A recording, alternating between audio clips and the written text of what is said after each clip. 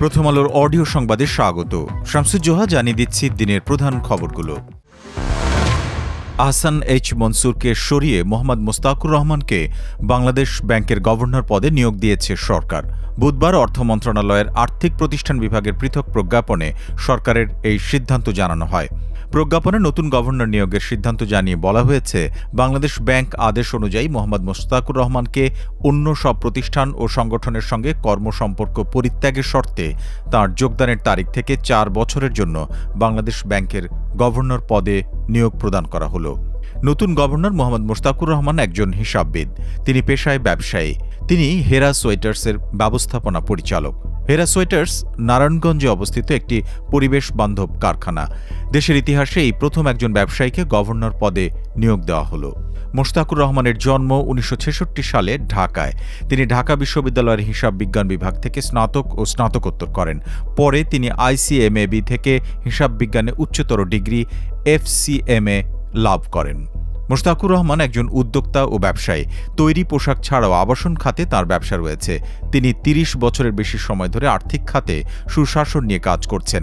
বিশেষ করে corporate finance, রপ্তানি, প্রাতিষ্ঠানিক সুশাসন, আর্থিক ব্যবস্থাপনা নিয়ে কাজের অভিজ্ঞতা আছে তার। কেন্দ্রীয় ব্যাংকের গভর্নর পরিবর্তন নিয়ে বুধবার দুপুরে সচিবালয়ে অর্থমন্ত্রী আমির খসরু মাহমুদ চৌধুরী সাংবাদিকদের বলেন, নতুন সরকারের অনেক কর্মসূচি এবং অগ্রাধিকার আছে। তার অংশ হিসেবে এই পরিবর্তন শুধু বাংলাদেশ ব্যাংক নয়, অনেক জায়গায় পরিবর্তন হচ্ছে, আরও হবে। ঢাকা মহানগর পুলিশের কমিশনার শেখ মোহাম্মদ সাজ্জাদ আলী পদত্যাগপত্র জমা দিয়েছেন। তিনি বুধবার দুপুরের দিকে প্রথম আলোকে এ তথ্য নিশ্চিত করেছেন। পুলিশের মহাপরিদর্শকের কাছে তিনি তাঁর পদত্যাগপত্র পাঠিয়েছেন। আপাতত দায়িত্বে আছেন। সরকারের দিক থেকে পরবর্তী সিদ্ধান্ত না আসা পর্যন্ত তিনি দায়িত্ব চালিয়ে যাবেন। সাজ্জাদ আলী তাঁর পদত্যাগপত্রে পদত্যাগের কারণ হিসেবে ব্যক্তিগত ও পারিবারিক কারণ উল্লেখ করেছেন। 2024 সালের 20 নভেম্বর ডিএমপির কমিশনার পদে চুক্তিভিত্তিক নিয়োগ পান সাজ্জাদ আলী।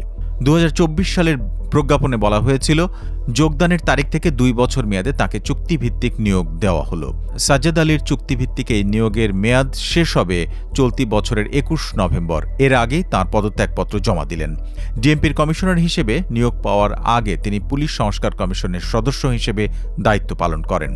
মঙ্গলবার পুলিশের নতুন মহাপরিদর্শক নিয়োগ দেওয়া হয়। নতুন আইজিপি হিসেবে নিয়োগ পান আলী হোসেন ফকির। আর্ম পুলিশ ব্যাটালিয়নের অতিরিক্ত মহাপরিদর্শক পদ থেকে পদোন্নতি দিয়ে তাঁকে আইজিপি করা হয়। তিনি বুধবার সকালে দায়িত্বভার গ্রহণ করেছেন। এর মধ্য দিয়ে তিনি বাহারুল আলমের স্থলাভিষিক্ত হলেন। চলতি বছরের ফিতরার হার নির্ধারণ করেছে ইসলামিক ফাউন্ডেশন।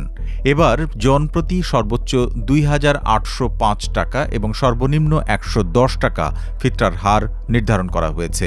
বুধবার ইসলামিক ফাউন্ডেশনের জনসংযোগ শাখার পক্ষ থেকে দেওয়া প্রেস বিজ্ঞপ্তিতে এ তথ্য জানানো হয়।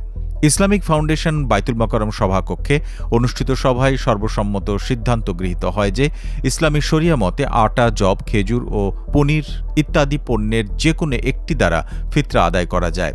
গম বা আটা দ্বারা ফিতরা আদায় করলে 1 কেজি 650 গ্রাম বা এর বাজার মূল্য 110 টাকা প্রদান করতে হবে। জব দ্বারা আদায় করলে 3 কেজি 300 গ্রাম বা এর বাজার মূল্য 595 টাকা, খেজুর দিয়ে আদায় করলে 2,475 টাকা এবং পনির দ্বারা আদায় করলে 2,805 টাকা ফিতরা দিতে হবে। 25 ফেব্রুয়ারি জাতীয় শহীদ সেনা দিবস।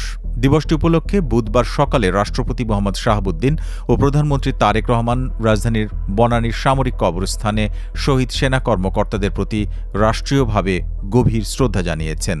সকাল 10:10 প্রথমে রাষ্ট্রপতি মোহাম্মদ শাহাবুদ্দিন শ্রদ্ধা জানান। পরে শ্রদ্ধা জানান প্রধানমন্ত্রী তারেক রহমান। সেখানে তারা শহীদ সেনা কর্মকর্তাদের জন্য দোয়া ও মোনাজাত করেন। এর আগে সকাল 10টার দিকে বনানীর সামরিক কবরস্থানে আসেন প্রধানমন্ত্রী তারেক রহমান। কিছুক্ষণ পরে আসেন রাষ্ট্রপতি মোহাম্মদ শাহাবুদ্দিন। তাকে স্বাগত জানান প্রধানমন্ত্রী তারেক রহমান। এরপর শহীদ সেনা কর্মকর্তাদের স্মৃতিস্তম্ভে পুষ্পস্তবক অর্পণের মাধ্যমে তাঁদের প্রতি শ্রদ্ধা জানানো হয়। পুষ্পস্তবক অর্পণ শেষে রাষ্ট্রপতি ও প্রধানমন্ত্রী কিছুক্ষণ নীরবে দাঁড়িয়ে থাকেন।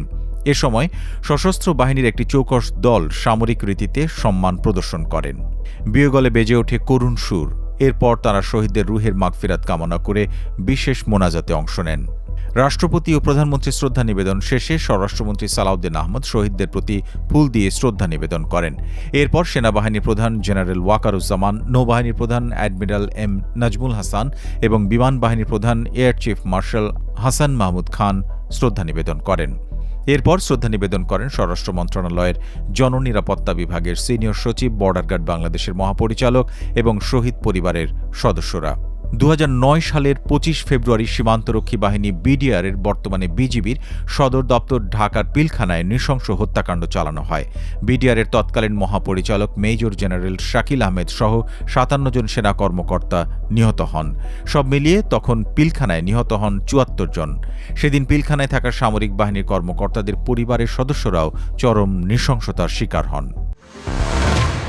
নোয়াখালীর হাতিয়া উপজেলায় বিএনপি ও এনসিপি সমর্থকদের মধ্যে সংঘর্ষের ঘটনায় এক পুলিশ সদস্যসহ 20 জন আহত হয়েছেন।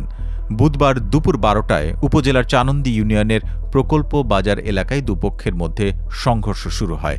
এ ঘটনার পর নিজের উপর হামলার অভিযোগ এনে প্রকল্প বাজার সড়কে বসে পড়ে বিক্ষোভ করেন নোয়াখালী 6 আসনের সংসদ সদস্য আব্দুল হান্নান মাসুদ। তার সমর্থকেরা চানন্দি ইউনিয়নে বিএনপির কার্যালয় ভাঙচুর করেছেন বলে দলটির নেতাকর্মীরা পাল্টা অভিযোগ করেছেন। বেলা 3:30টা পর্যন্ত দুই পক্ষ সড়কে অবস্থান করে। উভয় পক্ষের নেতাকর্মীদের সঙ্গে কথা বলে জানা যায়, সংসদ সদস্য আব্দুল হান্নান মাসুদ তাঁর দলীয় লোকজন নিয়ে প্রকল্প বাজার এলাকায় গেলে আওয়ামী লীগ ও বিএনপি নেতাকর্মীরা একত্র হয়ে তাঁর গাড়িবহর লক্ষ্য করে ইটপাটকেল নিক্ষেপ করেন। এতে হান্নান মাসুদ এবং তাঁর সঙ্গে থাকা লোকজন কিছুটা পিছু হটে যান। পরে আবার তারা একত্র হয়ে ধাওয়া করলে হামলাকারীদের সঙ্গে সংঘর্ষ হয়। এ ঘটনায় হাতিয়া থানার উপপরিদর্শক শহীদুল আলম সহ উভয় পক্ষের কমপক্ষে 20 জন আহত হয়েছেন। সংঘর্ষের সময় এনসিপির কর্মীদের 15 থেকে 20টি মোটরসাইকেল ভাঙচুর করা হয়েছে। এছাড়াও স্থানীয় বিএনপির একটি কার্যালয়ের আসবাবপত্র ভাঙচুর করা হয়। হান্নান মাসুদ অভিযোগ করেন, নির্বাচনী সহিংসতায় ক্ষতিগ্রস্ত মানুষকে দেখতে ওই এলাকায় গেলে আওয়ামী লীগের স্থানীয় নেতা বেলাল মাঝির নেতৃত্বে তাঁর অনুসারী এবং বিএনপির কর্মীরা এক হয়ে তাদের উপর হামলা চালান। চানন্দি ইউনিয়ন বিএনপির সভাপতি ইকবাল মাহবুব প্রথম আলোকে বলেন, সংসদ সদস্য হান্নান মাসুদ দলীয় নেতাকর্মীদের নিয়ে লাঠিসোঁটা হাতে প্রকল্প বাজারে বেলাল মাঝি নামে এক ব্যক্তিকে খোঁজাখুঁজি করেন। এ সময় মোহাম্মদ হেলাল নামের বিএনপির এক কর্মীকে মারধর করেন তাঁর দলের কর্মীরা। এতে বাজারের মানুষ ও ব্যবসায়ীরা তাঁদের ধাওয়া করেন। এই ছিল এখনকার মতো। প্রথম আলোর অডিও সংবাদ শুনুন আমাদের ইউটিউব চ্যানেল, ফেসবুক পেজ এবং আমাদের ওয়েবসাইট prothomalo.com-এ।